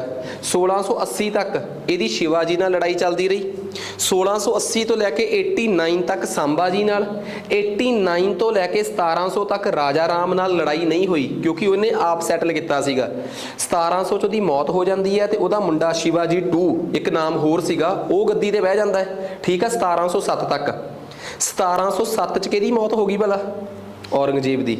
जदों औरंगजेब दी मौत हो जाती है, ठीक है, हुण उहदा मुंडा गद्दी ते बहिंदा है बहादुर शाह। प्रॉब्लम पता की पै गई? प्रॉब्लम ये पै गई कि जदों बहादुर शाह गद्दी ते बहिंदा है तो बहादुर शाह की अपने भरावां नाल लड़ाई होगी। वजह औरंगजेब किसी एक दे हत्थ च गद्दी नहीं दे के गया, तो सारी उम्र लड़दा रहा, किसी एक ते उन्हें फोकस भी नहीं किया कि तू ही गद्दी ते बहना है। इस करके बहादुर शाह, पहली गल तो औरंगजेब जीआई बहुत ज़्यादा है, उहदे मुंडे भी उम्रां च 60-60 साल के हो गए सी। बहादुर शाह 60 साल का सी जो गद्दी ते बैठा है, तो उहदे समय उन्होंने एक डाउट हो गया कि जे मैं आपस च बगावत च रहा तो किते मराठे दोबारा बगावत ना कर देन। तो उस टाइम मराठियां का राजा कौन सीगा? शिवाजी। किहदा मुंडा सीगा? राजा राम का मुंडा। क्योंकि गद्दी ते वो किस हिसाब नाल बैठा सी, टाइम लाइन देखो, सब तो पहला शाहजी भोंसले, शाहजी भोंसले का मुंडा कौन आ जी? शिवाजी। शिवाजी के 2 मुंडे कौन? सांबा जी, दूजा कौन आ? राजा राम। सांबा जी नूं कतल करके कौन गद्दी ते बह गया? राजा राम। 1700 च राजा राम की मौत हो गई, गद्दी ते कौन बह गया? शिवाजी 2। जदों शिवाजी भोंसले जिहड़ा सीगा उस तो बाद सांबा जी जिहड़ा सीगा, सांबा जी नूं जदों सांबा जी का कतल होया, ठीक है, किन्ने किया? औरंगजेब ने। उन्हें कतल नहीं सी किया, वो सांबा जी ते सांबा जी दे मुंडे शाहू जी नूं, सांबा जी ते सांबा जी दे मुंडे शाहू जी नूं आगरे की जेल च लै गया सीगा। उत्थे सांबा जी का कतल हो गया तो शाहू जी अज भी जेल च। तो साहू जी 1699 च ही जेल च सीगा, 1689 का जेल च ही है। ना इनू छड्डदा पता कौन आ? कोई नहीं छड्डदा इनू एंड च 1707 च जाके कौन रिहा करूगा? बहादुर शाह। वजह क्यों आ कि वह रिहा क्यों करूगा? क्योंकि इस टाइम गद्दी ते सांबा जी के मुंडे का नाम की आ? शाहू जी। ते राजा राम के मुंडे का नाम शिवाजी 2। हुण इनू कौन रिहा कर दूगा भला? ਬਹਾਦਰ ਸ਼ਾਹ, ਤਾਂ ਜੋ ਇਹ ਜਾਵੇ ਉੱਥੇ ਆਪਸ 'ਚ ਲੜਨ, ਬਿਜ਼ੀ ਰਹਿਣ ਤੇ ਸਾਡੇ ਖਿਲਾਫ ਬਗਾਵਤ ਕਰਨ ਤੋਂ ਪਹਿਲਾਂ ਇਹ ਆਪਸ 'ਚ ਲੜਨ। ਹੁਣ 1707 'ਚ ਮਰਾਠਿਆਂ ਦੀ ਆਪਸ 'ਚ ਲੜਾਈ ਹੋਊਗੀ, ਬੈਟਲ ਆਫ ਖੇਡ, ਠੀਕ ਆ। ਤੁਸੀਂ ਕਹੋਗੇ ਇਹ ਕਿੱਥੇ ਪੜਾਇਆ ਗਿਆ ਹੈ? ਅੱਜ ਜਦੋਂ ਮੈਂ ਵੀਕ ਮੁਗਲਸ ਪੜਾਉਂਗਾ, ਕਮਜ਼ੋਰ ਮੁਗਲ ਪੜਾਉਂਗਾ, ਜਿਹਦੇ 'ਚ ਕਿ ਮੈਂ ਬਹਾਦਰ ਸ਼ਾਹ ਤੋਂ ਲੈ ਕੇ ਬਹਾਦਰ ਸ਼ਾਹ ਤੱਕ ਦੇ ਰਾਜੇ ਪੜਾਉਣੇ ਆ, ਤਾਂ ਵਿੱਚ ਮੁਗਲ ਵੀ ਤਾਂ ਪੜਾਉਣੇ ਆ, ਮਰਾਠੀ ਵੀ ਤਾਂ ਪੜਾਉਣੇ ਆ, ਤਾਂ ਮਰਾਠਿਆਂ ਦੀ ਜਿਹੜੀ ਸਾਰੀ ਸਟੋਰੀ ਆ ਨਾ, ਇਹ ਉਹਦੇ 'ਚ ਕਵਰ ਕੀਤੀ ਜਾਊਗੀ। ਆ ਸਮਝ ਆ ਗਈ ਚੀਜ਼? ਮਰਾਠਿਆਂ ਦੀ ਸਾਰੀ ਸਟੋਰੀ ਜਿਹੜੀ ਆ ਇਹ ਉਹਦੇ 'ਚ ਕਵਰ ਹੋਣੀ ਆ। ਇੱਥੇ ਆਪਾਂ ਨੂੰ ਕਵਰ ਕਰਨ ਦਾ ਕੋਈ ਮਤਲਬ ਹੀ ਨਹੀਂ, ਪਰ ਇੱਥੇ ਪਤਾ ਤਾਂ ਲੱਗੇ ਕਿ ਆਖਰ ਇਹ ਕਿਹਦੇ ਨਾਲ ਬਿਜ਼ੀ ਰਿਹਾ ਹੈ। ਹੁਣ ਔਰੰਗਜ਼ੇਬ ਦੀ ਮੌਤ 1707 ਤੱਕ ਹੋਈ ਆ। ਔਰੰਗਜ਼ੇਬ ਜੀ 1707 'ਚ ਕੋਈ ਮੈਨੂੰ ਕਹਿ ਸਕਦਾ ਕਿ ਇਹ ਮਰਾਠਿਆਂ ਨੂੰ ਪੂਰੇ ਤਰੀਕੇ ਨਾਲ ਸਪਰੈਸ ਕਰਕੇ ਚਲੇ ਗਿਆ? ਨਹੀਂ, ਸਗੋਂ ਇਹਦੇ ਜਾਣ ਤੋਂ ਬਾਅਦ ਹੀ ਤਾਂ ਮਰਾਠਿਆਂ ਨੇ ਸਿਰ ਚੱਕਣਾ ਹੈ। ਜੇ ਔਰੰਗਜ਼ੇਬ ਆਪਣੀ ਡੈਕਨ ਪਾਲਿਸੀ 'ਚ ਕਿਸੇ ਨੂੰ ਸਪਰੈਸ ਕਰਕੇ ਗਿਆ ਹੈ ਤਾਂ ਉਹ ਸੀ ਬਾਹਮਨੀ ਕਿੰਗਡਮ, ਜਿਹਨੂੰ ਉਹ ਫੁੱਲ ਫਲੈਜ ਕੰਪਰੈਸ ਕਰ ਗਿਆ, ਪੂਰਾ ਸਪਰੈਸ ਕਰ ਗਿਆ। ਆਪਣੇ ਸਮੇਂ ਇਹ 10ਵੇਂ ਗੁਰੂ ਨਾਲ ਇੰਨੇ ਕੁ ਵੱਡੇ ਪੰਗੇ 'ਚ ਇਨਵੋਲਵਡ ਹੋ ਗਿਆ ਕਿ 10ਵੇਂ ਗੁਰੂ ਦਾ ਭੇਜੇ ਹੋਏ ਬੰਦਾ ਸਿੰਘ ਬਹਾਦਰ, ਗੁਰਬਖਸ਼ ਸਿੰਘ ਜਿਨ੍ਹਾਂ ਨੂੰ ਗੁਰੂ ਜੀ ਨੇ ਨਾਮ ਦੇ ਕੇ ਭੇਜਿਆ ਸੀਗਾ, ਉਹ ਸ਼ਖਸ 1708 ਕੇ 9 'ਚ ਆਊਗਾ ਪੰਜਾਬ, ਤੇ ਪੰਜਾਬ 'ਚ ਇਹਦੇ ਮੁੰਡੇ ਬਹਾਦਰ ਸ਼ਾਹ ਦਾ ਰਾਜ ਹੋਊਗਾ ਤੇ ਉਹ ਤਹਿਸ ਨਹਿਸ ਕਰ ਦੂਗਾ ਸਾਰਾ ਸਿਸਟਮ। ਔਰੰਗਜ਼ੇਬ ਕਾਮਯਾਬ ਰਾਜਾ ਸੀ ਕਿ ਨਾ ਕਾਮਯਾਬ? ਨਾ ਕਾਮਯਾਬ, ਕਿਉਂਕਿ ਵੀਕ ਮੁਗਲਸ ਦੇ ਵੀਕ ਹੋਣ 'ਚ ਉਹਦਾ ਹੀ ਬੜਾ ਵੱਡਾ ਰੋਲ ਆ। ਤੂੰ ਕਿਸੇ ਨਾਲ ਵੀ ਨਹੀਂ ਨਿਭਾ ਸਕਿਆ, ਸਾਰੇ ਰਾਜਿਆਂ ਨਾਲ ਲੜਿਆ, ਪੰਜਾਬ ਨਾਲ, ਸਿੱਖਾਂ ਨਾਲ ਤੇਰੀ ਲੜਾਈ, ਨਾਰਥ ਈਸਟ 'ਚ ਤੂੰ ਪੰਗਾ ਪਾ ਕੇ ਆ ਗਿਆ, ਠੀਕ ਆ। ਇੱਥੋਂ ਤੱਕ ਕਿ ਤੇਰੇ ਜਿਹੜੇ ਮਨਸਬਦਾਰ ਸੀਗੇ ਉਹਨਾਂ ਪ੍ਰਤੀ ਤੂੰ ਰਿਲੀਜੀਅਸਲੀ ਟੋਲਰੈਂਟ ਹੀ ਨਹੀਂ ਹੈਗਾ। ਉਹ ਹਿੰਦੂ ਸੀ ਜ਼ਿਆਦੇ, ਜਿਨ੍ਹਾਂ ਨੂੰ ਜਹਾਂਗੀਰ ਨੇ ਵੀ ਬੜਾ ਪਿਆਰ ਬਖਸ਼ਿਆ, ਮਨਸਬਦਾਰ ਨੂੰ ਸ਼ਾਹਜਹਾਨ ਨੇ ਵੀ ਬਖਸ਼ਿਆ, ਉਸ ਤੋਂ ਉੱਪਰ ਅਕਬਰ ਨੇ ਤਾਂ ਬਖਸ਼ਿਆ ਹੀ ਬਖਸ਼ਿਆ, ਉਹੀ ਤਾਂ ਮਨਸਬਦਾਰੀ ਲੈ ਕੇ ਆਇਆ ਸੀ। ਇਹਨੇ ਉਹਨਾਂ ਮਨਸਬਦਾਰ ਗਵਾਲੇ, ਉਹ ਜਿਹੜੀਆਂ ਬਗਾਵਤਾਂ ਹੋਣੀਆਂ ਸੀਗੀਆਂ, ਜਿਹੜੀਆਂ ਰਿਲੀਜੀਅਸ ਬਗਾਵਤਾਂ ਸੀ, ਉਹ ਇਹਦੇ ਖਿਲਾਫ ਬਹੁਤ ਹੋਈਆਂ, ਠੀਕ ਆ। ਇੰਨੇ ਕੁ ਦੁਸ਼ਮਣ ਇੰਟਰਨਲੀ ਤੇ ਐਕਸਟਰਨਲੀ ਪੈਦਾ ਕਰ ਲਏ ਕਿ ਮੁਗਲ ਅੰਪਾਇਰ ਜਿਹੜਾ 1707 ਤੋਂ ਲੈ ਕੇ 1857 ਦੇ 150 ਸਾਲਾਂ 'ਚ ਖਤਮ ਹੋ ਗਿਆ, ਉਹ ਸਿਰਫ ਬਹਾਦਰ ਸ਼ਾਹ ਤੋਂ ਲੈ ਕੇ ਬਹਾਦਰ ਸ਼ਾਹ ਤੱਕ ਦੇ ਨਲਾਇਕ ਰਾਜਿਆਂ ਦੀ ਗਲਤੀ ਨਹੀਂ ਸੀ। ਔਰੰਗਜ਼ੇਬ ਦੀ ਰਿਲੀਜੀਅਸ ਇੰਟੋਲਰੈਂਸ, ਔਰੰਗਜ਼ੇਬ ਦੀ ਰਿਲੀਜੀਅਸ ਇੰਟੋਲਰੈਂਸ, ਔਰੰਗਜ਼ੇਬ ਦੀ ਜਿਹੜੀ ਉਹ ਸੀਗੀ, ਕਹਿ ਲਓ ਕਿ ਆਪਣੀ ਇੰਟਰਨਲ ਤੇ external relations with internal and external kingdoms, ਉਹ ਸਿੱਧੇ ਤੌਰ ਤੇ ਜ਼ਿੰਮੇਵਾਰ ਸੀਗੀ ਕਿ ਉਹਦੇ ਕਰਕੇ ਮੁਗਲ ਅੰਪਾਇਰ ਜਿਹੜਾ ਹੈ ਭਾਰਤ 'ਚ 150 ਸਾਲ ਵੀ ਕੱਟ ਨਹੀਂ ਸਕਿਆ। ਇਹਦੇ ਕਰਕੇ ਹੀ ਤੁਸੀਂ ਇਹ ਦੇਖੋ ਕਿੰਨੀ ਡਿਸਟਰਬੈਂਸ ਪੈਦਾ ਕੀਤੀ। 1707 ਦਾ ਸੈਂਟਰਲਾਈਜ਼ਡ ਅੰਪਾਇਰ, ਕੇਂਦਰਕ੍ਰਿਤ ਵੰਸ਼ ਜਿਹੜਾ ਸੀਗਾ, ਉਹ 1857 ਤੱਕ ਇੰਡੀਆ ਦੇ ਨਕਸ਼ੇ ਤੋਂ ਹੀ ਗਾਇਬ ਹੋ ਗਿਆ। ਤਾਂ ਇਹ ਕਿਉਂ ਹੋਇਆ, ਕਿਉਂ ਪੋਸੀਬਲ ਹੋਇਆ? ਇਹ ਇਸੇ ਕਰਕੇ ਹੀ ਹੋਇਆ। ਖੈਰ ਆ ਜਾਓ, ਥੋੜਾ ਜਿਹਾ ਆਈਡੀਆ ਹੋ ਜਾਓ ਕਿ ਇਹਦੀ ਰਿਲੀਜੀਅਸ ਪਾਲਿਸੀ ਤੇ ਇਹਦੇ ਖਿਲਾਫ ਜਿਹੜੇ ਵਿਦਰੋਹ ਆ, ਕਹਿੰਦੇ ਧਰਮ ਦੇ ਆਧਾਰ ਤੇ ਇਹਦੇ ਖਿਲਾਫ ਜਿਹੜੇ ਆ ਜਾਟ, ਮਥੁਰਾ ਦੇ ਜਾਟ ਜਿਹੜੇ ਸੀ, ਉਹਨਾਂ ਨੇ ਇੱਕ ਦੋ ਵਿਦਰੋਹ ਕੀਤੇ ਆ। ਪੰਜਾਬ ਤੇ ਸਤਨਾਮੀ ਕਿਸਾਨੀਆਂ ਨੇ, ਉਹਨਾਂ ਨੇ ਵਿਦਰੋਹ ਕੀਤੇ ਆ। ਤੇ ਸਿੱਖਾਂ ਦਾ ਵਿਦਰੋਹ ਤਾਂ ਆਪਾਂ ਨੂੰ ਸਾਰਿਆਂ ਨੂੰ ਪਤਾ ਹੀ ਆ, ਠੀਕ ਆ। ਇਹਨੇ ਹਿੰਦੂ ਟੈਂਪਲਸ ਵਗੈਰਾ ਤੋੜੇ ਆ, ਠੀਕ ਆ। ਆਹ ਦੇਖੋ, ਇਹਨੇ ਦੱਸਿਆ ਵੀ ਸੀਗਾ ਕਿ ਕਿਹੜੇ ਕੇਸ਼ਵ ਰਾਏ ਮਥੁਰਾ ਦਾ ਟੈਂਪਲ, ਠੀਕ ਆ। ਤਾਂ ਉਸ ਤੋਂ ਬਾਅਦ ਵਿਸ਼ਵਨਾਥ ਟੈਂਪਲ ਬਨਾਰਸ, ਇਹਨਾਂ ਨੂੰ ਤਬਾਹ ਕੀਤਾ ਗਿਆ। ਇਹ ਉਹ ਮੰਦਿਰ ਨੇ। ਇਤਿਹਾਸ ਦਾ ਇੱਕ ਪੱਖ ਇਹ ਵੀ ਦੱਸਦਾ ਕਿ ਇਹਨੇ ਕੁਝ ਮੰਦਿਰਾਂ ਵਾਸਤੇ ਪੈਸੇ ਵੀ ਦਿੱਤੇ ਆ, ਪਰ ਜ਼ਿਆਦਾਤਰ ਪੱਖ ਇਹ ਮੰਨਿਆ ਜਾਂਦਾ ਹੈ ਕਿ ਔਰੰਗਜ਼ੇਬ ਮਸ਼ਹੂਰ ਹੀ ਇਸ ਕਰਕੇ ਆ ਕਿ ਇਹਨੇ ਹਿੰਦੂ ਟੈਂਪਲ ਤੜਵਾਏ ਆ। ਤੇ ਉਹ ਫੈਕਟ ਆ। ਇਹਨੂੰ ਨਾ, ਹਾਂ, ਜਿਵੇਂ ਆਪਾਂ ਕਹਿ ਦਿੰਦੇ ਨਾ ਕਿ ਅੱਜ ਸਾਡੇ ਦੇਸ਼ ਤੇ ਥੋੜਾ ਜਿਹਾ ਬੀਜੇਪੀ ਟਾਈਪ ਕਲਚਰ ਮਸ਼ਹੂਰ ਆ, ਤੇ ਬੀਜੇਪੀ ਨੇ ਨਾ ਬਹੁਤ ਜ਼ਿਆਦਾ ਮੁਸਲਮਾਨਾਂ ਨੂੰ ਬਦਨਾਮ ਕਰਨ ਦੀ ਕੋਸ਼ਿਸ਼ ਕੀਤੀ ਹੈ। ਇਹ ਗੱਲ ਹੁਣ ਢੁਕਦੀ ਆ, ਅੱਜ ਤੋਂ 15 ਸਾਲ ਪਹਿਲਾਂ ਇਹ ਗੱਲ ਨਹੀਂ ਸੀ। ਇੱਕ ਗੱਲ ਮੈਂ ਤੁਹਾਨੂੰ ਦੱਸਦਾ, ਜਦੋਂ ਕਾਂਗਰਸ ਦਾ ਵੇਲਾ ਸੀਗਾ ਤੇ ਉਸ ਟਾਈਮ ਜਿਹੜੀ ਅਲੀਗੜ੍ਹ ਯੂਨੀਵਰਸਿਟੀ ਹੈ ਨਾ, ਉੱਥੋਂ ਦੇ ਹਿਸਟੋਰੀਅਨਸ ਦਾ ਦਬਦਬਾ ਰਿਹਾ ਹੈ। ਤੇ ਇਹ ਵੀ ਗੱਲ ਕਲੀਅਰ ਆ ਕਿ ਇਤਿਹਾਸਕਾਰਾਂ ਨੇ, ਜਿਹੜੇ ਉਹ ਅਲੀਗੜ੍ਹ ਟਾਈਪ ਦੇ ਜਿਹੜੇ ਇਤਿਹਾਸਕਾਰ ਆ, ਉਹਨਾਂ ਨੇ ਪਿਛਲੇ 50 ਸਾਲਾਂ 'ਚ ਇਤਿਹਾਸ ਨੂੰ ਲਿਖਿਆ ਵੀ ਇਸ ਤਰੀਕੇ ਨਾਲ ਆ ਕਿ ਬਈ ਔਰੰਗਜ਼ੇਬ ਨੂੰ ਬੜਾ ਗਲੋਰੀਫਾਈ ਕਰਿਆ ਗਿਆ ਹੈ। ਔਰੰਗਜ਼ੇਬ ਉਹਨਾਂ ਵੀ ਗਲੋਰੀਫਾਈਡ ਨਹੀਂ ਸੀ ਜਿੰਨਾ ਉਹਨਾਂ ਨੇ ਕਰਤਾ, ਤੇ ਉਹਨਾਂ ਵੀ ਬਦਨਾਮ ਨਹੀਂਗਾ ਜਿੰਨਾ ਇਹ ਕਰ ਰਹੇ ਆ। ਸੋ ਇੱਕ ਇਤਿਹਾਸ ਨੂੰ ਜੇ ਇਤਿਹਾਸ ਦੇ ਪੱਖ ਤੋਂ ਲਿਖਿਆ ਜਾਂਦਾ ਤੇ ਬਹੁਤ ਵਧੀਆ ਸੀਗਾ। ਉਹਨਾਂ ਨੇ ਬਹੁਤ ਜ਼ਿਆਦਾ ਗਲੋਰੀਫਾਈ ਕੀਤਾ ਹੈ ਤੇ ਇਹਨਾਂ ਨੇ ਬਹੁਤ ਜ਼ਿਆਦਾ ਉਹਨੂੰ ਡੈਮੇਜ ਪਹੁੰਚਾਉਣ ਦੀ ਕੋਸ਼ਿਸ਼ ਕੀਤੀ ਹੈ, ਠੀਕ ਆ। ਇਹਨੇ ਜਜ਼ੀਆ ਤੇ ਪਿਲਗ੍ਰਿਮ ਟੈਕਸ ਜਿਹੜਾ ਸੀਗਾ, ਜਿਹੜਾ ਕਿਸੇ ਟਾਈਮ ਅਕਬਰ ਬੰਦ ਕਰਕੇ ਟੋਲਰੈਂਟ ਹੁੰਦਾ ਹੈ, ਇਹ ਉਸੇ ਟੋਲਰੈਂਸ ਨੂੰ ਤਬਾਹ ਕਰ ਦਿੰਦਾ ਹੈ, ਠੀਕ ਆ। ਮੁਹਰਮ ਜਿਹੜਾ ਕਿ ਇੱਕ ਬੜਾ ਖਾਸ, ਮਤਲਬ ਕਿ ਇਹਨਾਂ ਦੇ ਵਿੱਚ ਇਸ ਸੈਕਟ ਦੇ ਵਿੱਚ ਇੱਕ ਉਹ ਆ, ਉਹ ਇੱਕ ਫੇਥ ਆ, ਠੀਕ ਆ, ਜਿਹਦੇ 'ਚ ਕੀ ਆਪਣੇ ਸਰੀਰ ਨੂੰ ਖਤਮ ਕਰਨਾ ਹੁੰਦਾ, ਕੁੱਟਣ ਕੇ, ਹੈ ਨਾ, ਉਹਨੂੰ ਉਸ ਚੀਜ਼ ਨੂੰ ਬੰਦ ਕਰ ਦਿੰਦਾ ਹੈ, ਠੀਕ ਆ। ਉਸ ਤੋਂ ਬਾਅਦ ਇਹ ਸਿੱਖਾਂ ਦੇ ਕੰਟੈਕਸਟ 'ਚ ਦੇਖੀਏ ਤਾਂ 9ਵੇਂ ਗੁਰੂ ਦੀ ਸ਼ਹਾਦਤ ਤੇ 10ਵੇਂ ਗੁਰੂ ਦੇ ਪਰਿਵਾਰ ਨੂੰ ਨੁਕਸਾਨ ਪਹੁੰਚਾਉਣਾ ਇਹ ਵੀ ਔਰੰਗਜ਼ੇਬ ਦੇ ਸਮੇਂ 'ਚ ਹੀ ਕੀਤਾ ਜਾਂਦਾ ਹੈ। ਨੈਕਸਟ ਉਸ ਤੋਂ ਬਾਅਦ ਜਿਹੜਾ ਆਫਿਸ ਸੀਗਾ ਮੁਹਾਤਸਿਬ, ਜਿਹਨੂੰ ਆਪਾਂ ਮੋਰਲ ਪੁਲਿਸਿੰਗ ਕਹਿੰਦੇ ਆ, ਇਸ ਦਫ਼ਤਰ ਨੂੰ ਅੰਤਹੀਨ ਤਾਕਤਾਂ ਦੇ ਦਿੱਤੀਆਂ ਜਾਂਦੀਆਂ ਕਿ ਜੇ ਕੋਈ ਗਾਣਾ ਗੂਣਾ ਗਾਉਂਦਾ ਵੀ ਦੱਸਿਆ ਗਿਆ, ਮਿਊਜ਼ਿਕ ਮੈਨ ਕਰਤਾ, ਖੁਦ ਵੀਣਾ ਵਜਾਉਂਦਾ ਸੀਗਾ ਉਹ ਜਿਹੜੀ ਹੁੰਦੀ ਆ, ਠੀਕ ਹੈ, ਸਿਤਾਰ ਟਾਈਪ, ਪਰ ਬਾਕੀ ਸਾਰੇ ਟਾਈਪ ਦੇ ਮਿਊਜ਼ਿਕ ਤੇ ਸਭ ਬੈਨ ਸੀ ਇਹਦਾ। ਸੋ ਇਸ ਆਫਿਸ ਨੂੰ ਬਹੁਤ ਸਾਰੀਆਂ ਤਾਕਤਾਂ ਦੇ ਦਿੱਤੀਆਂ ਗਈਆਂ ਕਿ ਕਿਸੇ ਵੀ ਹੱਦ ਤੱਕ ਦੀ ਕਿਸੇ ਨੂੰ ਸਜ਼ਾ ਦੇਣੀ ਆ ਤੁਸੀਂ ਦੇ ਸਕਦੇ ਹੋ ਜੇ ਕੋਈ ਵਾਰ-ਵਾਰ ਇਸ ਤਰੀਕੇ ਦੀਆਂ ਗਲਤੀਆਂ ਕਰਦਾ ਹੈ, ਠੀਕ ਆ। ਸੋ ਡਰਿੰਕਿੰਗ ਪ੍ਰੋਹਿਬਿਟਡ ਸੀ। ਖੁਦ ਉਹ ਲਿਖਦਾ ਸੀ ਕੁਰਾਨ ਲਿਖ ਕੇ ਉਸ ਕਮਾਈ ਨੂੰ, ਉਸ ਕੁਰਾਨ ਨੂੰ ਵੇਚ ਕੇ ਜੋ ਕਮਾਈ ਹੁੰਦੀ ਸੀ ਉਹਦੇ ਨਾਲ ਆਪਣਾ ਪਰਸਨਲ ਖਰਚਾ ਚਲਾਉਂਦਾ ਸੀਗਾ ਤੇ ਰਾਜ ਦਰਬਾਰ ਦੇ ਪੈਸੇ ਚੋਂ ਆਪਣੇ ਪਰਸਨਲ ਪੈਸੇ ਵਾਸਤੇ ਕੁਝ ਨਹੀਂ ਸੀ ਖਰਚਦਾ। 5 ਟਾਈਮ ਦਾ ਨਵਾਜੀ ਸੀਗਾ, ਕੱਟੜ ਆਰਥੋਡਾਕਸ ਮੁਸਲਿਮ ਸੀਗਾ, ਠੀਕ ਆ। ਤੇ ਲੋਕ ਇਹਨੂੰ ਉਹਦੇ ਵਾਸਤੇ ਮਤਲਬ ਕਿ ਪੱਕਾ ਕੱਟੜ ਇਸਲਾਮਿਕ ਹੋਣ ਕਰਕੇ ਜਿੰਦਾ ਪੀਰ ਦਾ ਖਿਤਾਬ ਵੀ ਦਿੰਦੇ ਆ। ਜਿੰਦਾ ਪੀਰ ਦਾ ਖਿਲਾਫ ਖਿਤਾਬ ਸਿਰਫ ਇੱਕੋ ਮੁਸਲਿਮ ਜਾਂ ਇੱਕੋ ਮੁਗਲ ਐਂਪਰਰ ਨੂੰ ਮਿਲਿਆ, ਦੈਟ ਇਜ਼ ਜਹਾਂਗੀਰ, ਤੇ ਲਿਖਿਆ ਹੋਊਗਾ, ਠੀਕ ਆ। ਸੋ ਕਿਹੜੇ ਮਤਲਬ ਕਿ ਐਸਟ੍ਰੋਲੋਜੀ ਦੇ ਬਿਆਨ ਕਰਦਾ ਹੈ, ਠੀਕ ਆ। ਤਾਂ ਉਸ ਤੋਂ ਬਾਅਦ ਜਰੋਖਾ ਦਰਸ਼ਨ, ਇਹ ਇੱਕ ਨਾ ਮਤਲਬ ਕਿ ਉਹ ਸੀਗਾ ਮਤਲਬ ਕਿ ਪ੍ਰੈਕਟਿਸ ਹੈ ਇੱਕ ਦਰਬਾਰ 'ਚ ਜਿਹੜੀ ਹੁੰਦੀ ਸੀ, ਉਸ ਚੀਜ਼ ਨੂੰ ਬੈਨ ਕਰ ਦਿੰਦਾ, ਮਿਊਜ਼ਿਕ ਬੈਨ ਕਰ ਦਿੰਦਾ ਹੈ। ਤੇ ਇੱਕ ਉੱਥੋਂ ਦਾ ਪਾਰਸੀਆਂ ਦਾ ਬੜਾ ਮਸ਼ਹੂਰ ਤਿਉਹਾਰ ਸੀਗਾ ਜਿਹੜੇ ਕਿ ਪਰਸ਼ੀਅਨ ਲੋਕ, ਕਿਉਂਕਿ ਇਹਦੇ ਦਰਬਾਰ 'ਚ ਬਹੁਤ ਲੋਕ ਈਰਾਨ ਦੇ ਵੀ ਆ ਕੇ ਵੱਸ ਰਹੇ ਸੀਗੇ, ਉਹ ਨਵਰੋਜ਼ ਮਨਾਉਂਦੇ ਸੀਗੇ, ਉਹਨੂੰ ਬੈਨ ਕਰ ਦਿੰਦਾ ਹੈ। ਸਤੀ ਬੈਨ ਕਰ ਦਿੰਦਾ ਹੈ, ਜਿਹੜੇ ਕਿ ਲੱਗਦਾ ਸੀ ਜਦ ਕਿ ਸਤੀ ਬੈਨ ਕਰਨ ਦੇ ਪਿੱਛੇ ਜੇ ਲੌਜਿਕ ਦੇਖੀਏ ਤਾਂ ਠੀਕ ਆ, ਪਰ ਹਾਂ ਜਿਸ ਕਰਕੇ ਬੈਨ ਕਰਦਾ ਉਹ ਪਰਪਸ ਜਿਹੜਾ ਸੀਗਾ ਉਹ ਡਿਫਰੈਂਟ ਸੀਗਾ, ਜਿਹੜਾ ਵਿਲੀਅਮ ਬੈਂਟਿਕ ਦਾ ਪਰਪਸ ਸੀ ਉਹਦੇ ਨਾਲੋਂ, ਠੀਕ ਆ।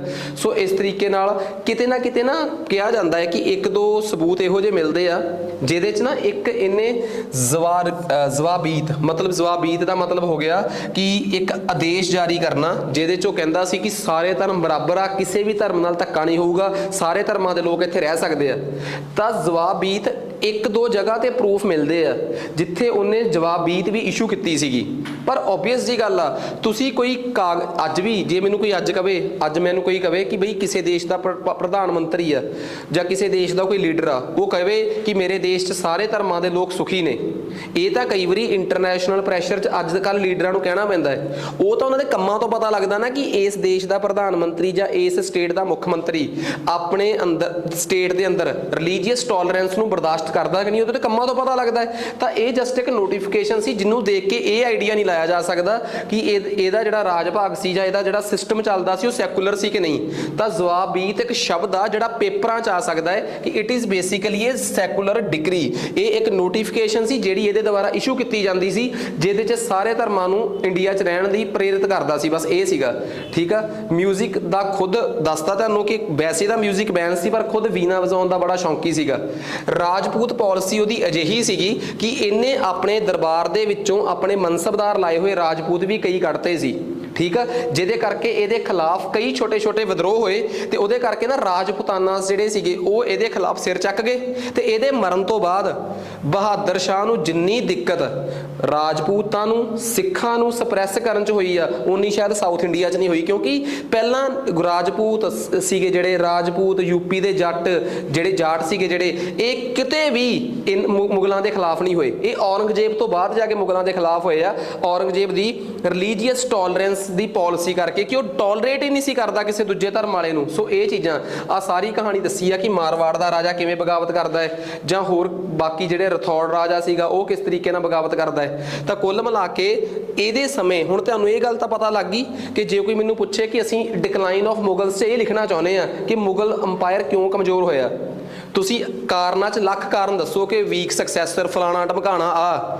ਪਰ ਹੁਣ ਤੁਸੀਂ ਇਹ ਵੀ ਕਹਿ ਸਕਦੇ ਹੋ ਕਿ ਇਹਦੀ ਰਿਲੀਜੀਅਸ ਪਾਲਿਸੀ ਤੇ ਇਹਦੇ ਇੰਟਰਨਲ ਤੇ ਐਕਸਟਰਨਲ ਕਿੰਗਡਮਸ ਦੇ ਨਾਲ ਰਿਲੇਸ਼ਨਸ਼ਿਪ, ਇਹ ਤਾਂ ਦੋ ਮੋਟੇ ਕਾਰਨ ਮੈਂ ਇੱਥੋਂ ਇਕੱਠੇ ਕਰਕੇ ਦੇਤੇ ਤੁਹਾਨੂੰ ਕਿ ਇਹ ਵੀ ਬਹੁਤ ਵੱਡੇ ਕਾਰਨ ਸੀਗੇ ਜਿਹਦੇ ਕਰਕੇ ਮੁਗਲ ਅੰਪਾਇਰ ਡਿਕਲਾਈਨ ਹੋਇਆ ਹੈ। ਬੜੀ ਇੰਪੋਰਟੈਂਟ ਗੱਲ ਆ, ਕਹਾਣੀ ਚੱਲਦੇ ਆ ਇਹਦੇ ਪਰਸਨਲ ਕਿਰਦਾਰ ਦੀ, ਇਹਦੇ ਬਾਰੇ ਮੈਂ ਤੁਹਾਨੂੰ ਦੱਸ ਹੀ ਦਿੱਤਾ ਕਿ ਅਰੈਬਿਕ ਤੇ ਪਰਸ਼ੀਅਨ ਲਿਖਿਆ ਸੀਗਾ ਤੇ ਇਹਨੇ ਆਪਣੇ ਸਮੇਂ ਜਿਹੜੀ ਅਖਬਾਰ ਲਿਖਵਾਈ ਆ, ਉਹ ਮਤਲਬ ਕਿ ਜੋ ਲਿਟਰੇਚਰ ਲਿਖਵਾਇਆ ਫਤਵਾ-ਏ ਆਲਮਗੀਰੀ, ਠੀਕ ਆ, ਜਿਹੜੀ ਕਿ ਇਹਦੇ ਸਮੇਂ ਮੁਸਲਿਮ ਕੋਡਸ ਦੀ ਕਿਤਾਬ ਚੱਲੀ ਆ, ਉਹ ਇਹ ਆ ਜਿਹਦੇ ਬਾਰੇ ਬਹੁਤ ਇੰਪੋਰਟੈਂਟ ਆ।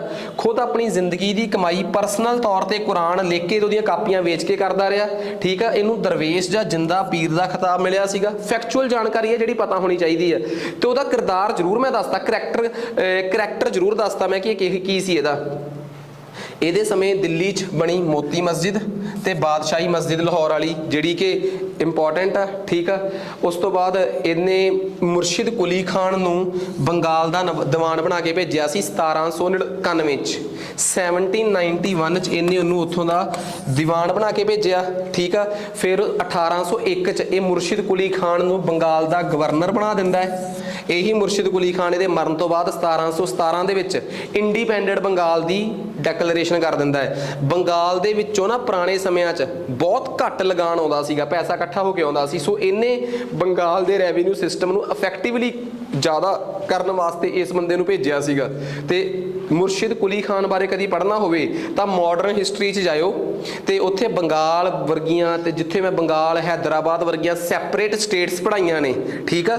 ਕਿਉਂਕਿ ਮੈਂ ਅਕਸਰ ਇੱਕ ਗੱਲ ਕਹਿੰਦਾ ਕਿ ਇਸ ਤੋਂ ਅਗਲਾ ਚੈਪਟਰ ਆ ਡਿਕਲਾਈਨ ਆਫ ਮੁਗਲਸ। ਡਿਕਲਾਈਨ ਆਫ ਮੁਗਲਸ ਤੋਂ ਬਾਅਦ ਜਿਹੜਾ ਹੈ ਨਾ ਕਿ ਕਿਹੜੀਆਂ ਸਟੇਟਾਂ ਖਿੰਡ ਗਈਆਂ, ਠੀਕ ਆ, ਉਹਨਾਂ ਬਾਰੇ ਮੈਂ ਇਹ ਦੱਸਦਾ ਕਿ ਜਿਹੜੇ ਵੀ PPSC ਜਾਂ ਬੈਚਿਸ ਵਾਲੇ ਨੇ ਉਹਨਾਂ ਨੂੰ ਮੈਂ ਇੱਕ ਗੱਲ ਸਾਫ਼ ਦੱਸਦਾ ਕਿ ਉਹਨਾਂ ਨੂੰ ਇਹ ਚੀਜ਼ ਕਿੱਥੋਂ ਮਿਲੂਗੀ। ਉਹ ਤਾਂ ਡਿਕਲਾਈਨ ਆਫ ਮੁਗਲਸ ਦਾ ਇਸ ਤੋਂ ਅਗਲਾ ਲੈਕਚਰ ਕਰਨਾ ਹੀ ਕਰਨਾ ਹੈ ਆਪਾਂ। ਉਸ ਤੋਂ ਅੱਗੇ ਇੱਕ ਲੈਕਚਰ ਆਊਗਾ ਮਾਡਰਨ ਹਿਸਟਰੀ ਦੇ ਵਿੱਚ ਬ੍ਰਿਟਿਸ਼ ਐਂਡ ਇੰਡੀਅਨ ਸਟੇਟਸ, ਜਿਹਦੇ 'ਚ ਬੰਗਾਲ, ਹੈਦਰਾਬਾਦ ਵਰਗੀਆਂ ਸਟੇਟਾਂ, ਉਹ 'ਚ ਸਾਰੀਆਂ ਸਟੇਟਾਂ ਸੈਪਰੇਟ ਕਰਕੇ ਪੜ੍ਹਾਈਆਂ ਗਈਆਂ ਕਿ ਕਿਹੜੀ ਸਟੇਟ ਨਾਲ ਕਿਵੇਂ ਦਾ ਰਵੱਈਆ ਰਿਹਾ ਹੈ, ਠੀਕ ਆ।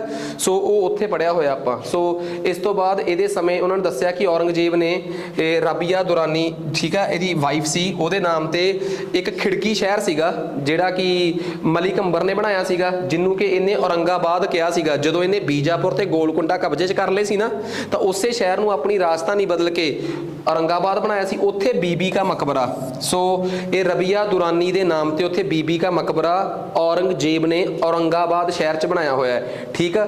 ਇਹਦੇ ਸਮੇਂ ਮਿਰਜ਼ਾ ਮੁਹੰਮਦ ਕਾਸਿਮ ਨੇ ਆਲਮਗੀਰਨਾਮਾ ਲਿਖੀ ਆ, ਠੀਕ ਆ। ਈਸ਼ਵਰ ਦਾਸ ਨਗਰ ਨੇ ਫਤਹਤ-ਏ ਆਲਮਗੀਰੀ, ਜਿਹੜੀ ਇੱਕ ਕੋਡ ਬੁੱਕ ਮੈਂ ਦੱਸਿਆ ਸੀਗਾ ਜਿਹਦੇ 'ਚ ਇਸਲਾਮਿਕ ਕੋਡ ਸੀਗੇ ਕਿ ਕਿਸ ਤਰੀਕੇ ਨਾਲ ਸ਼ਰੀਅਤ ਦੇ ਅਕੋਰਡਿੰਗ ਜੀਆ ਜਾ ਸਕਦਾ ਹੈ। ਸੋ ਇਹ ਨਵੀਂ ਕਿਤਾਬ ਲਿਖੀ ਸੀ। ਨਿਜ਼ਾਮਤ ਖਾਨ ਨੇ ਵਾਕਿਆ ਹੈਦਰਾਬਾਦ ਵਿੱਚ ਇਹ ਜ਼ਿਕਰ ਕੀਤਾ ਹੈ ਕਿ ਕਿਵੇਂ ਸਾਊਥ ਇੰਡੀਆ 'ਚ ਜਾ ਕੇ ਗੋਲਕੁੰਡਾ, ਹੈਦਰਾਬਾਦ ਅੱਜ ਦੇ ਉਦੋਂ ਦੇ ਗੋਲਕੁੰਡਾ ਤੇ ਅੱਜ ਦੇ ਆਂਧਰਾ ਪ੍ਰਦੇਸ਼, ਜਾਣੀ ਕਿ ਤੇਲੰਗਾਨਾ ਦੇ ਇਲਾਕੇ 'ਚ ਜਾਂ ਆਂਧਰਾ ਕਹਿ ਲਓ ਮੋਟੇ ਤੌਰ ਤੇ, ਕਿ ਆਂਧਰਾ ਦੇ ਇਲਾਕੇ 'ਚ। ਸੋ ਗੋਲਕੁੰਡਾ ਤੇ ਹੋਏ ਇਹਦੇ ਕਬਜ਼ੇ ਦਾ ਜ਼ਿਕਰ ਜਿਹੜਾ ਹੈ ਵਾਕਿਆ हैदराबाद, वाक्य मतलब किसी वाका इंसीडेंट हैदराबाद च ਉਹਦਾ ਜ਼ਿਕਰ ਕਰਦਾ ਹੈ, ਠੀਕ ਆ। ਸੋ ਇਹ ਕਹਾਣੀ ਹੋ ਗਈ ਆਪਣੇ ਕੋਲ ਸਾਰੀ, ਠੀਕ ਆ।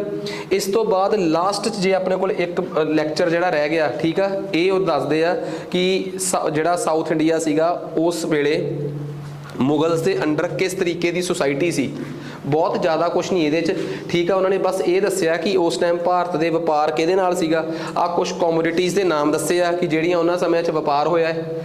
ਲੋਕਾਂ ਦਾ ਸਟੇਟਸ ਕੀ ਸੀਗਾ ਉਹ ਦੱਸਿਆ ਹੈ। ਵੈਸੇ ਮੈਂ ਤੁਹਾਨੂੰ ਇੱਕ ਪੰਜਾਬੀ 'ਚ ਗੱਲ ਦੱਸ ਦਿੰਦਾ, ਮੁਗਲਸ ਦੇ ਵੇਲੇ ਲੋਕਾਂ ਦਾ ਸਟੇਟਸ ਮੈਂ ਇੱਕ ਸ਼ਬਦ 'ਚ ਹੀ ਬੋਲ ਦਿੰਦਾ। ਉਹਨਾਂ ਸਮਿਆਂ 'ਚ ਭਾਰਤ ਦੀ GDP ਜਿਹੜੀ ਸੀ ਨਾ ਉਹ 2 ਡਿਜਿਟਸ ਦੇ ਵਿੱਚ ਸੀ। 15% ਕਹਿ ਲਓ, 12% ਕਹਿ ਲਓ, ਕਿ ਪਿਛਲੇ ਸਾਲ ਨਾਲੋਂ ਅਗਲੇ ਸਾਲ ਇੰਡੀਆ ਦੀ ਗਰੋਥ 10, 12, 14, 15%।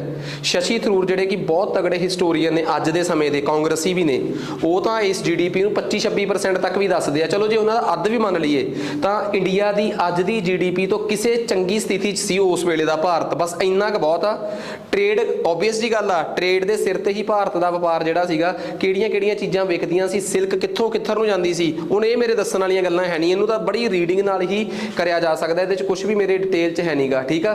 ਉਸ ਤੋਂ ਬਾਅਦ ਲਾਸਟ 'ਚ ਆਹ ਚੀਜ਼ ਵੀ ਦੱਸਣ ਦੀ ਲੋੜ ਨਹੀਂ ਕਿ ਮਨਸਬਦਾਰੀ ਸਿਸਟਮ ਜਿਹੜਾ ਸੀਗਾ, ਕਿਉਂਕਿ ਮੈਂ ਦੱਸਦਾ ਕਿ ਮੈਂ ਪੂਰੇ ਦਾ ਪੂਰਾ ਜਿਹੜਾ ਮੁਗਲ ਸਟਰਕਚਰ ਆ ਨਾ, ਜਿਹੜਾ ਪੂਰਾ ਦਾ ਮੁਗਲ ਐਡਮਿਨਿਸਟ੍ਰੇਸ਼ਨ ਦਾ ਸਟਰਕਚਰ ਆ, ਉਹ ਹੁਣ ਇੱਥੇ ਪੜ੍ਹਾਉਣ ਦੀ ਮੈਨੂੰ ਲੋੜ ਹੀ ਨਹੀਂ। ਜਾਤ ਕੀ ਆ, ਸਵਾਰ ਕੀ ਆ, ਕਿਉਂਕਿ ਇਹ ਤਾਂ ਇੱਕੋ ਵਾਰੀ ਕਲੀਅਰ ਕਰਤਾ ਮੈਂ ਤੁਹਾਨੂੰ, ਉਹ ਵੀ ਅਕਬਰ ਵੇਲੇ, ਠੀਕ ਆ। ਸੋ ਇਹ ਕਹਾਣੀਆਂ ਸਾਡੀ ਸਾਰੀ ਕਿ ਅਸਲ 'ਚ ਮੁਗਲ ਅੰਪਾਇਰ ਔਰੰਗਜ਼ੇਬ ਤੱਕ ਕਿਵੇਂ ਪਹੁੰਚਿਆ, ਠੀਕ ਆ। ਇਸ ਤੋਂ ਅਗਲਾ ਲੈਕਚਰ ਜਿਹੜਾ ਆਪਾਂ ਅਪਲੋਡ ਕਰਾਂਗੇ that is from decline of Mughals, Bahadur Shah ਤੋਂ ਬਹਾਦਰ ਸ਼ਾਹ। ਉਸ ਤੋਂ ਬਾਅਦ ਜਿਹੜਾ ਸਟੇਟਸ ਆਫਟਰ ਮੁਗਲਸ ਆ, ਕਿ ਮੁਗਲਾਂ ਤੋਂ ਬਾਅਦ ਉਹਦੀਆਂ ਅਗਲੀਆਂ ਸਟੇਟਸ, ਉਹ ਆਪਾਂ ਡਿਸਕਸ ਨਹੀਂ ਕਰਨਾ। ਉਹ ਤੁਹਾਨੂੰ ਮਾਡਰਨ ਹਿਸਟਰੀ ਦੇ ਵਿੱਚ ਲੱਭੂਗਾ, ਬ੍ਰਿਟਿਸ਼ ਐਂਡ ਇੰਡੀਅਨ ਸਟੇਟਸ। ਕਿਉਂਕਿ ਜਦੋਂ ਵੀ ਮੈਂ ਹੈਦਰਾਬਾਦ ਦੀ ਕਹਾਣੀ ਦੱਸਣੀ ਆ ਤਾਂ ਹੈਦਰਾਬਾਦ ਦਾ ਬੈਕਗਰਾਊਂਡ ਤਾਂ ਦੱਸਣਾ ਹੀ ਦੱਸਣਾ, ਠੀਕ ਆ। ਸੋ ਉਹ ਉੱਥੇ 'ਚ ਕਵਰ ਹੋਊਗਾ। ਅੱਜ ਵਾਸਤੇ ਇੰਨਾ ਹੀ ਬਹੁਤ ਆ।